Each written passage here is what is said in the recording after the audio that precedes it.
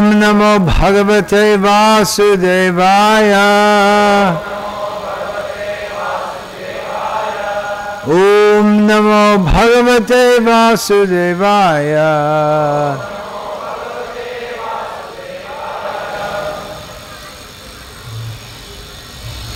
Om Jnanatimivandhasya Jnanandana Shalakaya Chakshur Militam Yena Tasmai Shri Gurave Namaha.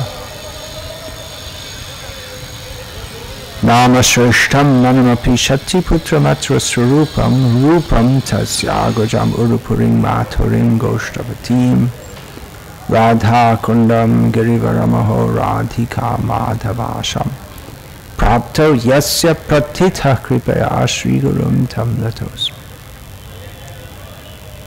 Vandeham Shri Guru Shriyatah Parikamalam Shri Gurun Vaishnavanscha Shirupam Sagrajatam Sahagana Raghunatan Vitam Tam Sajivam Sadvaitam Savadhutam Parijana Sahitam Krishna Chaitanya Devam Shivadha Krishna Pada Sahagana Lalita Shivashakam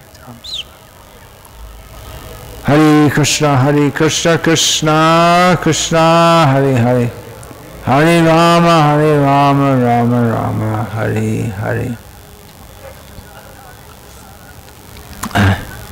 We are of course in a place of Lord Shiva. Well, all places could be said to be place of Lord Shiva. He is well known as Vishwanath. Vishwanath also means Krishna, but he's usually when we say Vishwanath, we refer to Shiva and Jagannath, to Vishnu. So all places are his places, but especially there are some holy places connected with him. Mostly people in this world, they misunderstand Lord Shiva. Not only do they misunderstand Lord Shiva, they misunderstand Lord Vishnu, they misunderstand themselves, they misunderstand everything. Lord Shiva is very kind to the most fallen of the conditioned souls, inasmuch as he attempts to maybe if not uplift them, but at least give them some shelter and regulate them to some extent. Therefore he's also known as Bhutanath, Lord of the ghosts. Although Bhuta can also mean any living being. The Vaishnavas, well, there are different sampradayas of Vaishnavas. The Gaudiya Vaishnava, or the followers of those who place much emphasis on Srimad Bhagavatam, they see his role there. He's just described in describing the preeminence of Srimad Bhagavatam is compared to Nimnaganam Yata Ganga, among the flowing rivers. The Ganga Achutam, what is it? Achutam Devanam Yata, I can't remember exactly. Among the gods, the Lord Achyuta. So Vaishnavana, just like Shambhu, Shiva is known as the greatest Vaishnava. So in this way, among all the categories, there are so many rivers, but the Ganga is considered the best. There are so many gods, but Achyuta, Krishna, is the best. There are so many Vaishnavas, Shiva is the best. Purananam idamyata. This particular Purana is in the same position. In Srimad Bhagavatam, the role of Lord Shiva as a Vaishnava is presented.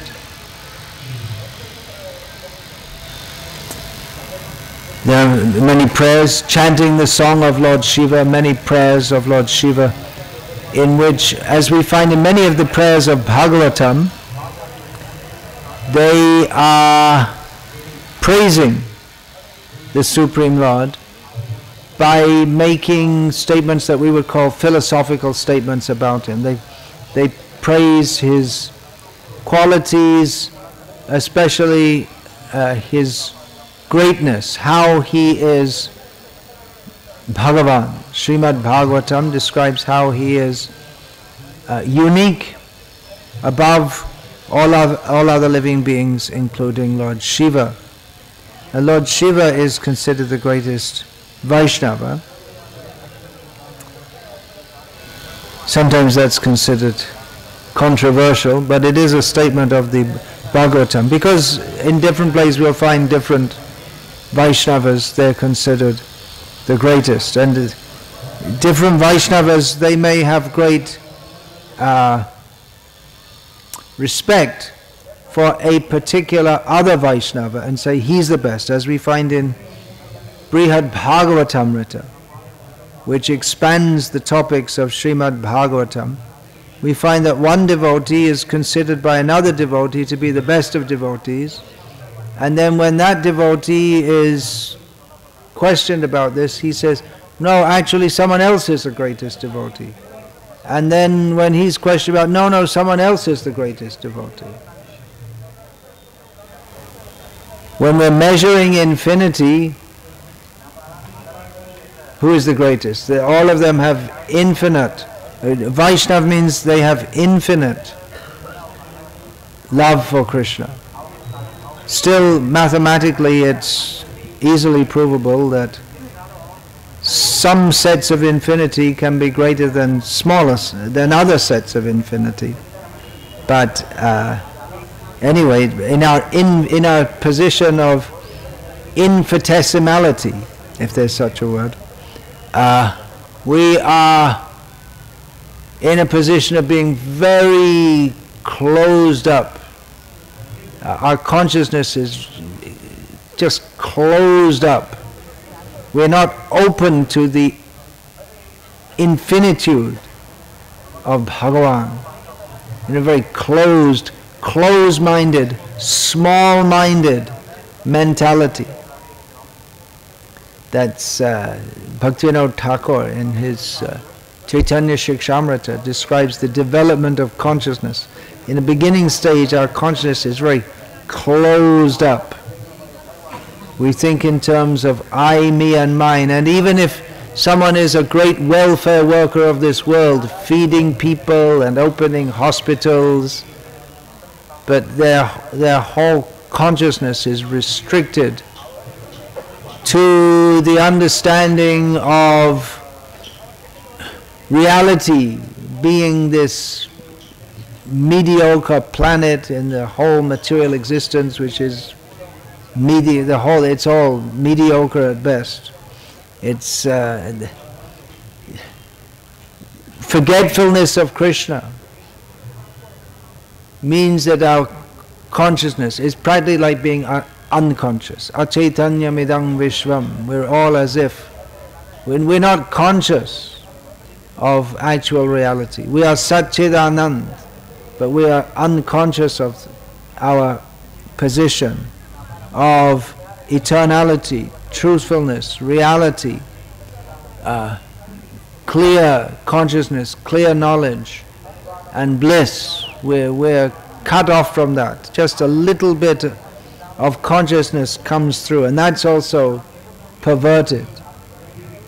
So our consciousness is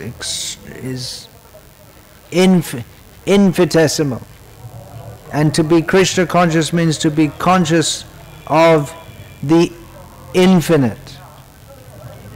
Mostly people think that the infinite, can't have any form or qualities, but as Srila Prabhupada often pointed out with very simple logic, the infinite includes everything. So we can't say that it's a logical fallacy to state that the infinite and supreme is lacking in anything which the infinitesimal beings have, such as form. So Lord Shiva, he is very kind and he helps. A Vaishnava means he should be very kind and try to help others to attain the state of being Krishna conscious. Following Chaitanya Mahaprabhu's advice to the Kurma Brahmana, which he repeated as he travelled throughout South India. Jare dekho tare koha Krishna upadesh, amar agyai guru hoya taro edesh. Whoever you meet, whoever you see, instruct them in the science of Krishna. In this way be a guru and deliver this land. So following this injunction, giving much importance to this order of Chaitanya Mahaprabhu, Srila Prabhupada, he founded his International Society for Krishna Consciousness as a preaching movement meant for expansion, means to expand the jurisdiction of the spiritual world within the material world, to bring to the material world the spiritual world and expand it everywhere, so there's no material world left. As Srila Prabhupada several times said, this whole world can become Vaikuntha if people just agree to follow the process of Krishna consciousness. Srila Prabhupada started his International Society for Krishna Consciousness in a storefront in New York City in 1966. He didn't really have any followers, not any really deeply committed followers, and those that signed the papers of incorporation, it seems to them that it might have seemed something like a joke, founding the International Society for Krishna Consciousness. Just like children, they may declare themselves, I'm the king, you're the minister, and they might have considered just a joke, an old man's fancy. It's with no facilities, no followers, no money, some rented storefront in which they were just scraping to pay the rent in a storefront, a tiny building in a derelict area of New York City. International Society for Krishna Consciousness. Srila Prabhupada had the vision for preaching Krishna consciousness all over the world. So, by Srila Prabhupada's mercy, by his vision, by his dedication, by his pushing his disciples to preach, now this Krishna consciousness movement is widely spread and it is a preaching movement. We are interested in expanding the number of Vaishnavas. But the motive for that, we should always remember, it's not simply that we're expanding. The conditioned souls have this tendency to want to expand their field of enjoyment. Someone is in one position, he wants to be in a higher position. A poor man wants to be a rich man. A rich man, among the rich people, they're always, except the richest man, he's always burning with a fire of resentment in his heart that, all right, I have $330 trillion of my known and unknown assets, but someone else has more. And the fact that they have more burns his heart. Jai Govinda, you're nodding like that. You're not 330 trillion, but you're a big man in the small town of Navsari. So is it like that among the Patels doing business? If everywhere. Someone has big house, opulent, but they see someone else has a bigger house, and his heart burns. He has more than enough money. Even if he spent $1 million a minute for the rest of his life, he'd still die in the top 10 rich men in the world. But he's burning with envy, saying, others have more than me. And the one who has more than anyone else, he's full of anxiety that someone else is going to overtake me. My wife will divorce me and take half my money, or more.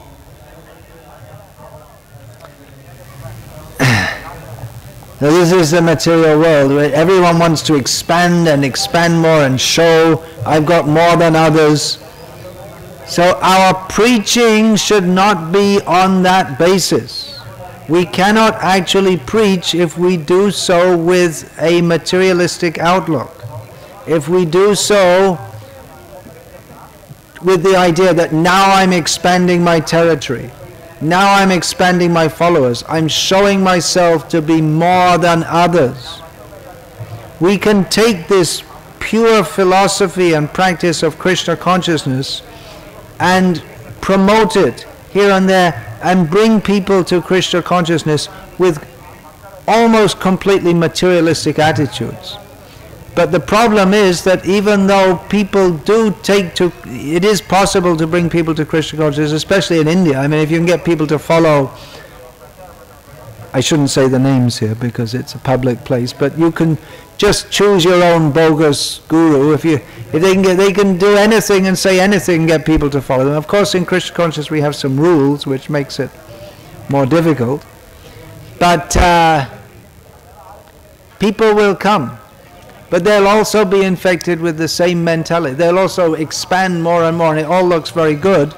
But if it's with the mentality that I'm expanding my kingdom, something like, what's this? This Amway? This, what's that called? Pyramid marketing or something like that?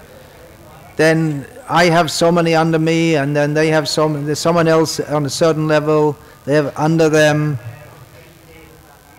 And expand, expand, expand, expand, just to show how big I am. What should be the actual attitude in preaching Krishna consciousness? Definitely we want to bring people in, but the attitude in doing so, we can learn from Lord Shiva. We can learn so many things. In Bhagavatam, there are so many teachings of him. One famous name of Lord Shiva is Nilakantha. He has a blue throat from drinking the halahal poison that was produced in the churning of the milk ocean. That poison threatened to destroy the whole universe, and Lord Shiva was powerful enough to drink it. And he said in this connection, Tapyante lokatapena sadhava prayasho janaha paramaradhanang tadhi purushasya kilatmanaha. He said that it's generally seen among saintly persons, it's their general characteristic, that they accept difficulties for the sake of relieving the difficulties of people in general. This is the best way to worship the Supreme Personality of Godhead who is situated in everyone's heart. One point we can deduce from this is that that poison was so virile that even for Lord Shiva, he was able to swallow it and hold it, and it made his throat turn blue, which is why he's known as the blue-throated one. But it must have been some pain for him also. Otherwise, why does he say this? He must have been some suffering, that burning of the poison. So that the saintly persons, they are prepared to take trouble for the sake of relieving the trouble of others. Actual compassion, seeing the suffering of others. They take trouble to try to deliver them. Srila Prabhupada often cited the example of Lord Jesus Christ, who was prepared to be, and actually was crucified. They wanted to kill him for his preaching of love of God. Srila Prabhupada also cited the example of Haridas Thakur, who was preaching Krishna consciousness, was beaten in 22 marketplaces. The idea was to kill him. Why do they accept such suffering? To relieve the sufferings of others. And Srila Prabhupada would speak like this. It's there in his books, again and again, and we'll find such topics described. And in this way, he was able to motivate his disciples to accept so much difficulty going all over the world, going out in their own cities, in the cold weather, distributing books, being insulted, being beaten, being arrested, not all the time, but not uncommonly also, because they thought, they understood from these teachings that to have the opportunity to accept difficulty in the service of Krishna so that others can be elevated, that is a great opportunity. Krishna becomes very pleased. If we're interested in a comfortable life, then we cannot properly preach Krishna consciousness, because either or both, physically there will be discomfort, mentally there will be discomfort, but discomfort or more, up to the stage of even they may take our life. There was in 1976, I believe it was, there was tremendous pressure on our movement from certain persons in America who were making court cases, accusing the leaders of our devotees of being brainwashing, very heavy pressure to stop our movement or to crush it. Srila Prabhupada wasn't perturbed. He said, don't be perturbed by this. There will come a time when they will shoot on you. They will go to kill you.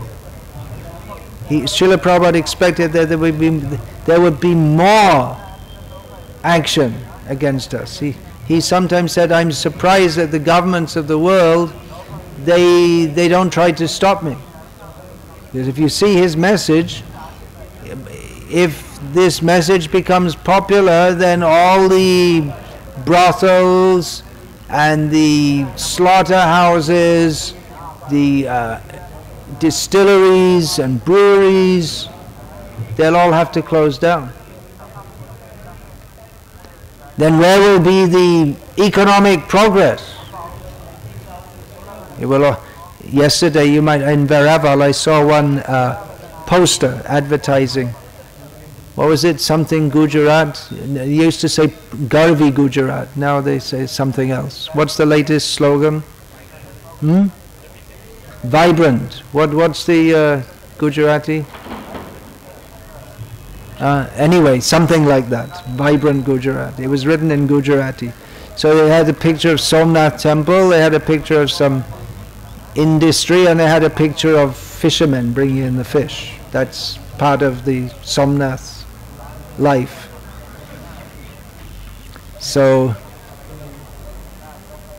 if people become Krishna conscious, then not only in the West but here in India also, there may be so much opposition if more and more people become Krishna conscious. But devotees, they have to expect that, and they have to go on pushing Krishna consciousness, and they have to get this, or take this spirit as given by Lord Shiva, who himself, for the sake of saving the universe from the effect of that poison, he personally drank it.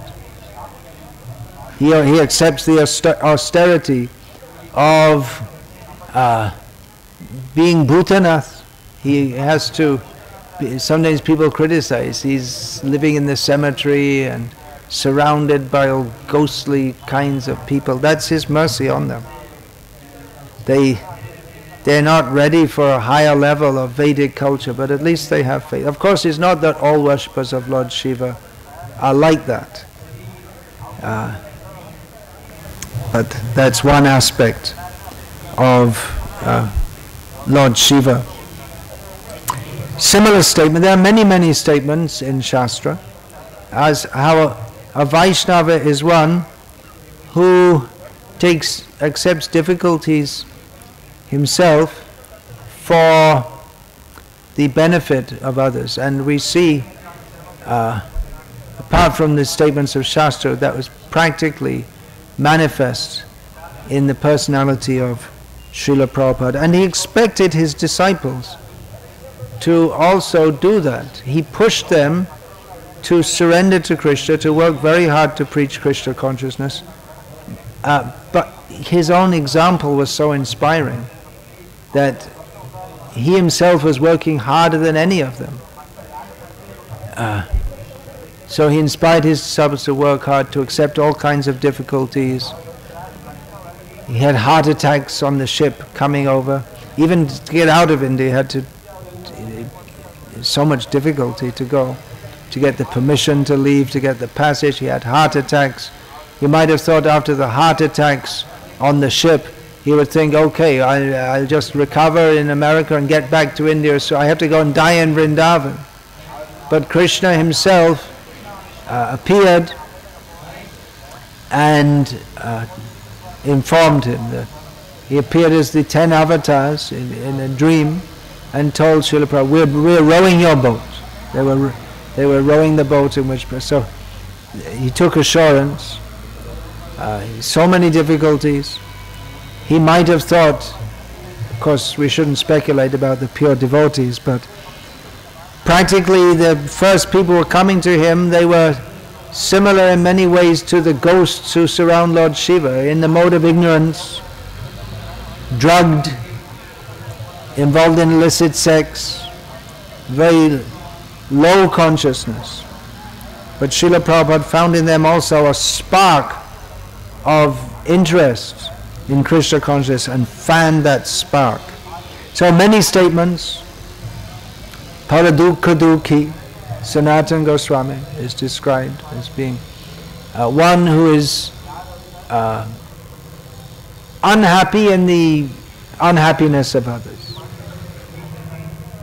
Naivod Vijay Paraduryatya Vaitaranyastrat Virya Gayana Mahamrita Magna Chittam Shochetato Vimukacheta Sa Indriyata Maya Sukhaya Bharam Udvahato Vimurha. Prahlad Maharaj expressed his distress, not that he was distressed by being tortured by Hiranyakashipu. Hiranyakashipu was so frustrated with Prahlad because such terrible tortures and punishments and Prahlad remained Prahlad, simply happy. Send the elephants to crush him, and Prahlad, Hare Krishna, not in the slightest bit perturbed. He was always happy because he had no fear of material existence. He was always happy in remembering the names, forms, qualities and pastimes of Krishna. But his one unhappiness is that he saw all the foolish people unnecessarily accepting difficulties in this material world to try to be happy within it, which is not possible. Prayena deva munayasva vimukti kaman monam charanti vijanena paratanish. What's the next line? Naitan vihaya vimukachetasa naparatanishta. There are many saintly persons who, for their own spiritual benefit, they leave the world, they go to the hills and the caves, they observe vows of silence, but they're not concerned with the benefit of others. They don't think, for my own sake I'll go away and I'll do what I like to think, what I think would be good. Even in Krishna consciousness, we may think, well, I have to arrange everything for my own spiritual advancement. Naparata nishta, and then what's the next line? Naitan vihaya kripana vimamoksha eko. They're miserly persons. They're only interested in their own liberation. So Prahlad Maharaj criticizes that. It's not enough to be a Vaishnava for your own sake. That's neophyte level. That Acharyam eva haraye pujang yah shraddhaye hate natad chanyeshu bhakteshu sabhakta prakrita smita. He's practically he's not really on the spiritual level if he's simply interested in worshipping Krishna, but he's not interested in others or even other devotees. Whereas the madhyamadhikari, ishvareta dadhirneshu, balisheshu, dvishatsucha, prema maitri, kripopeksha, yakaroti samadhyamaha. Preaching Krishna consciousness is meant for the madhyamadhikari Vaishnava, who sees God and loves Him, sees the devotees and befriends them. He sees the innocent people and is merciful to them, and the envious, he avoids them. So the mercy, not that he puts himself on a very high pedestal. I'm very high, you're very low, now I'm going to give you my mercy. He doesn't think like that. He thinks that by the inconceivable mercy of Krishna received through my spiritual master, I am fortunate enough to be engaged in Krishna consciousness. It's the desire of my Guru that these people who now, by the vision that the Gurus have given to me, I'm able to perceive how people are suffering so much without Krishna consciousness. So on the order of the Guru, and with a desire to help others to come to also receive the mercy of Krishna, a Vaishnava preaches. There are many such statements. Here's one from Narahari Sharkar in his Krishna Bhajan Amritas. Swadukhanai paradukhani nashayanti mahajana. Parartha, same word. Parartha eva sadhunam vibhuti jivanam sukham. So a great personality, great devotee, is one who accepts difficulties, dukkha, who accepts what may appear to be distress in order to destroy the distress of others.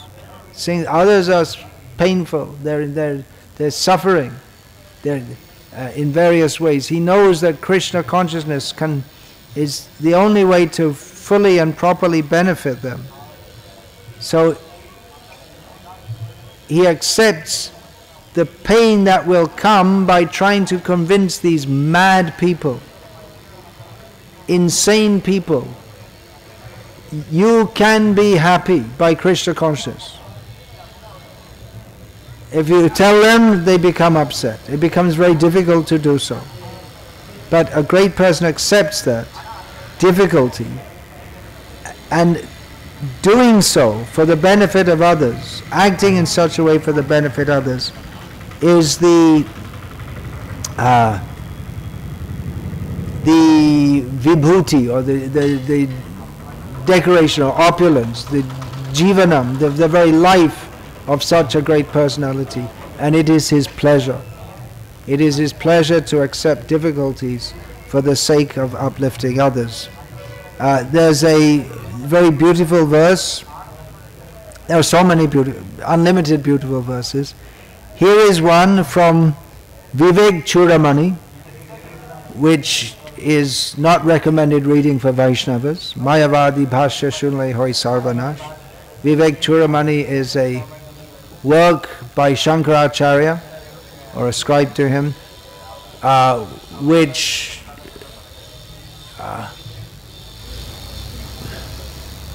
describes how one should differentiate between this world and the spirit, and in this way understand that one is God. So it's not recommended reading, but in the spirit of taking nectar from a pot of poison, or taking gold from a dirty place.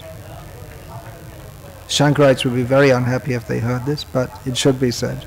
There's a very beautiful verse therein. Shanta mahanto nivasanti santo vasanta valoke hitam charantaha tirna swayang bhima bhavarna vangjanan ahetuna nyana pi tarayantaha. The mahanta, they live in this world, great saintly persons. They're peaceful by nature, good by nature. They are fresh and pleasing, just like the spring season. And they live and move in this world simply for the benefit of others. They have themselves personally crossed over the terrible ocean of material existence, Bhavarnava, the ocean of coming into being. Anyway, I didn't discuss the Mayavadi's wrong ideas here. The ocean of birth and death.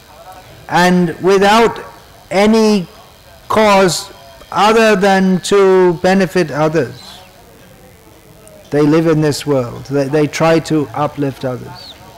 So of course Shankara, he's actually a great Vaishnava. He is Lord Shiva. So the Vaishnavas, they can properly understand the purport of this. Whereas those who claim to be his followers, who accept his philosophy of Jiva and Ishvara being the same, they can't understand this statement. This statement refers to Vaishnavas. They are very interested. They come to this world, or they live in this world for the sake of uplifting others. This is a very high platform to uplift to others. One should be elevated oneself. Well, how can I uplift others if I myself am fallen? I'm just a we should always think, I'm very neophyte and fallen. If we think, actually I'm a world acharya and I've come to save you. If we think like that, we can't even be a Vaishnava. Amito Vaishnava e buddhi hoile, amani na hobami. If I think I'm a Vaishnava, then we're a non-Vaishnava. In fact, speaking in English or mixing English with Bengali, Bhaktistan Sasar Thakur said anyone who thinks that he's a Vaishnava, he's a branded non-Vaishnava. Branded means officially classified as a non-Vaishnava. So one should always understand that we're fully dependent on the mercy of Krishna. That we can be his instrument. We ourselves have no power. This morning I was speaking about accepting power from the parampara. We can accept that as long as we humbly beg for it. As soon as we think I'm personally powerful, we lose all power. As long as we realize we're powerless, and with that humble attitude we connect with the source of all power, then we become imbued with power as much as he wants to imbue us with power. If we think I have to show myself to be more powerful than others, we might do. We might out-preach someone else. But that might not be actually fully pleasing to Krishna. So our attitude is one of complete hopelessness, dependence, We can imbibe this very much from the songs of Srila Bhaktivinoda Thakur, Sharanagati, and many other songs. His Sharanagati songs are very well known, but there are so many others. Just one verse I'll take from there. Just what is our attitude? How do we see ourselves? Bhaktivinoda Thakur calling out to Krishna and simultaneously teaching us how to call out to Krishna.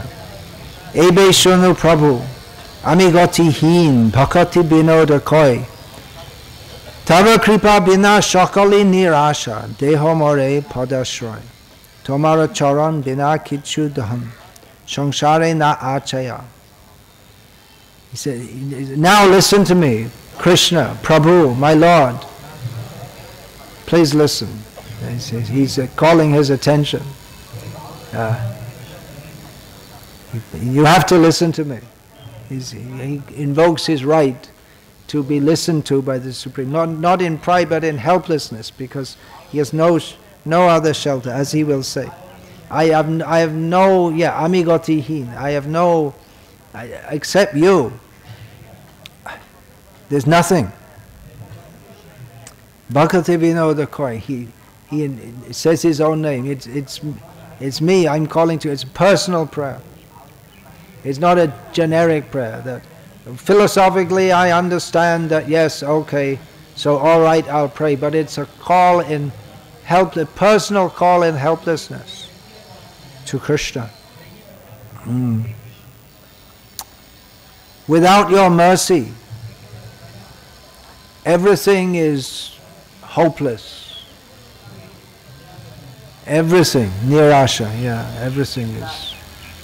There's nothing, whatever I may be. He was respected magistrate, respected author, respected Vaishnava, respected Babu, gentleman,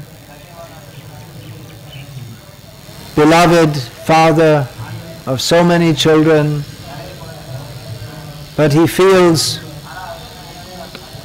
without your mercy that everything, there's no meaning to anything.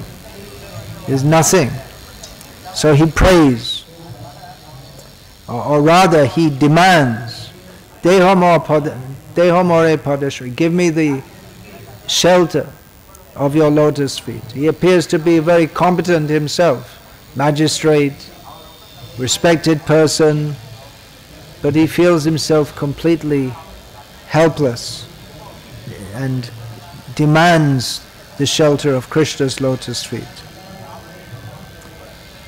Besides your lotus feet, Tomar charan bina kichudha, there's nothing, absolutely nothing. There's nothing of any value in the whole universe. So this is the attitude of a Vaishnava.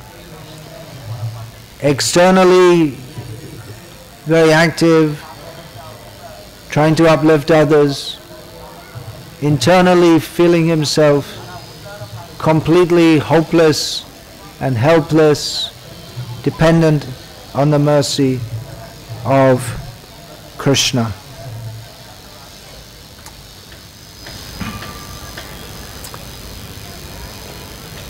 So I just have a few minutes. I'll take this opportunity to thank you all again for coming.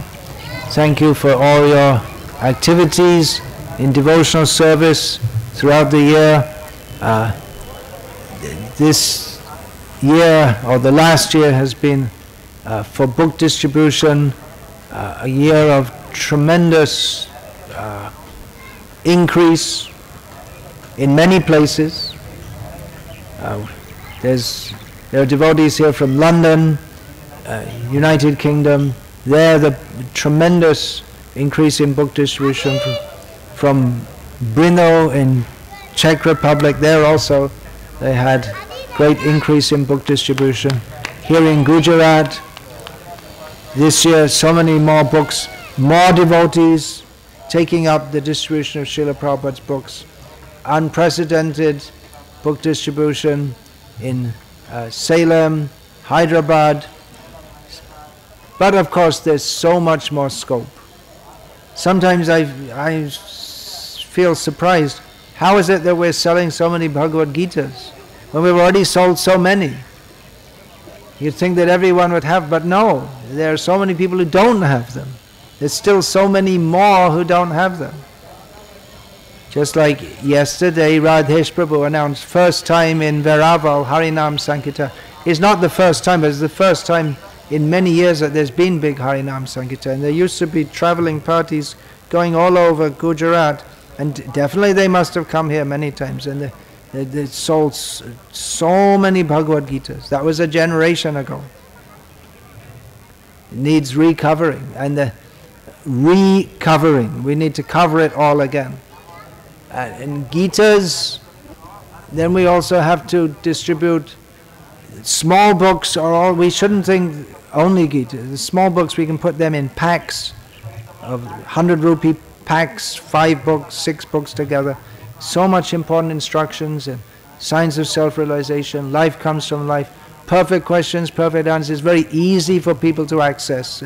If people who are used to, whose reading is not more developed than Gujarat Samachar at best, then for them to get into the philosophy of Bhagavad Gita might be very difficult. Perfect questions, perfect answers is an ideal way to bring people into these topics which they never think about. But without thinking about, their whole life is completely spoiled. So the small books are also very important. We want to give sets of books, and then the people who are taking the sets, others also, and take this Bhagavad Darshan magazine. Prabhupada gave so much importance to this Back to Godhead magazine. So things are expanding in so many ways. We've seen the Gurukuls expanding, the Varnashram projects are going on, steady, developing.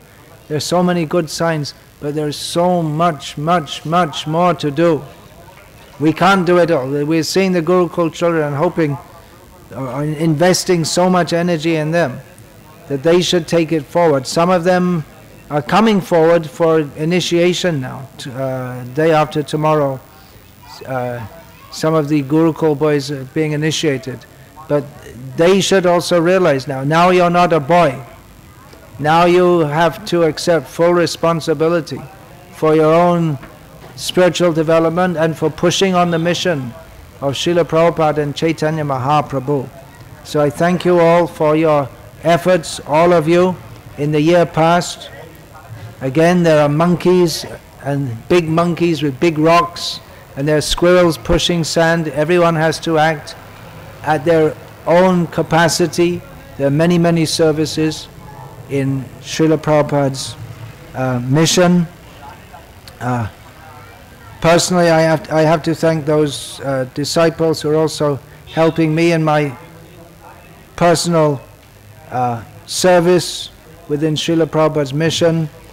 Just over the last few months, several of my disciples have been working very hard to edit and prepare for publication all the recorded lectures of mine that are with them, more than 5,000, and that will be released. When is that? Today? Tomorrow?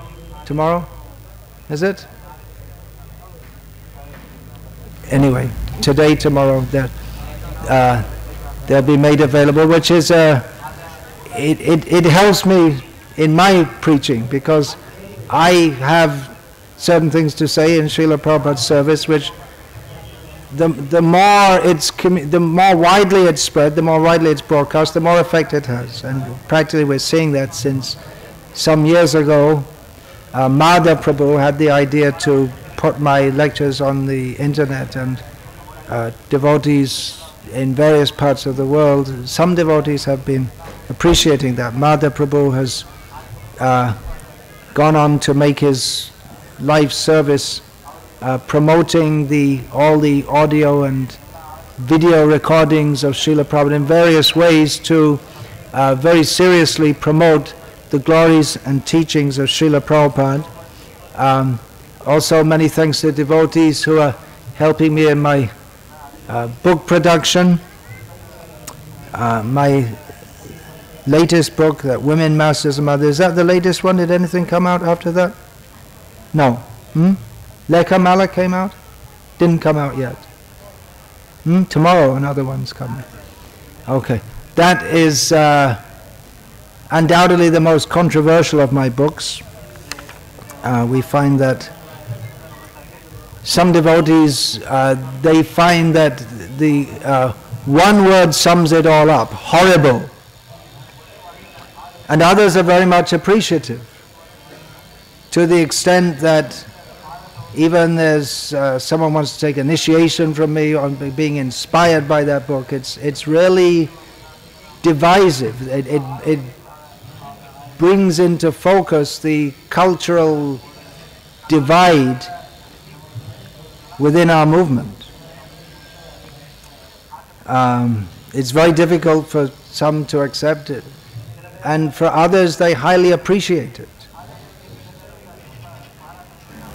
So my thanks to those of you who have distributed it in difficult circumstances, under pressure, being harassed for doing so, being told that your guru is bogus and things like that. We can expect there'll be more pressure. In fact, it's already going on. I don't know what shape it will take. Already that's there. That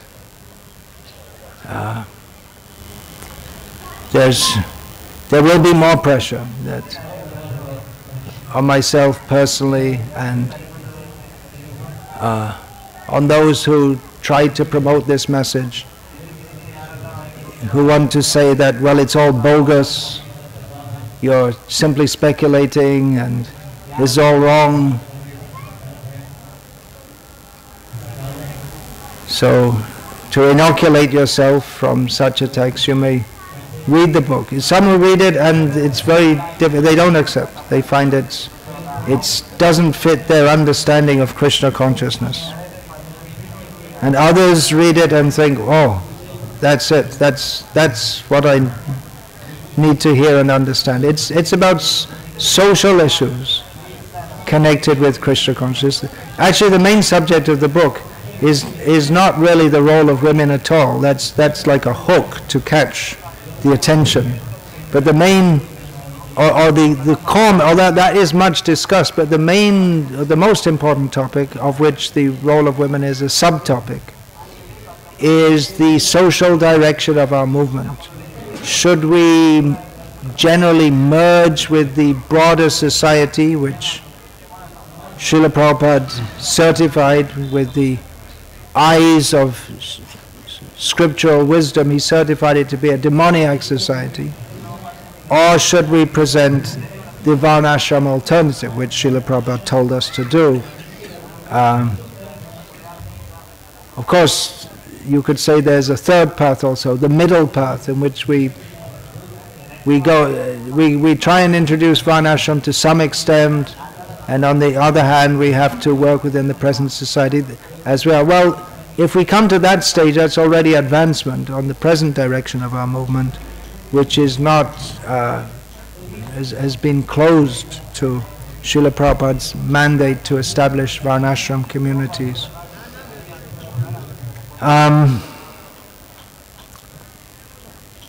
Anyway, it's a controversial message, no doubt. But if the Krishna consciousness movement is to succeed in the way that Srila Prabhupada wanted it to, then there will be massive societal changes. Slaughterhouses will be closed down. Maybe the factories will be closed down. The whole cheating economic system, paper money system, fiat money, that will be stopped. So then undoubtedly there will be much opposition to this, but if we are going to start to bring in this revolutionary change, revolution meant for the benefit of others, so we can live in a sane and stable society, so that in a peaceful situation we can prosecute Krishna consciousness. To bring in that peaceful situation, we may have to go through some turbulence. but we should make a beginning. So if we experience some turbulence even within our society because we advocate such things, that's not surprising. So don't be surprised if you are enthusiastic about the message of that book and others come to you, especially this may happen to the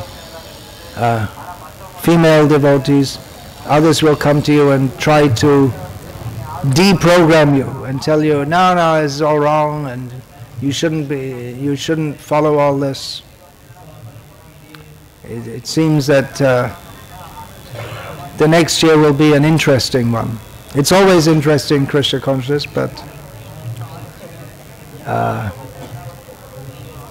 maybe more interesting than others. So be strong. What's that? Keep the faith. What's that? Can you remember? Stay strong, keep the faith. I'm quoting from a Vaishnava Acharya. Hare Krishna. Whoops. All right, so we'll finish there for now to keep the time schedule. Hare Krishna. All glories to His Divine Grace, Srila Prabhupada.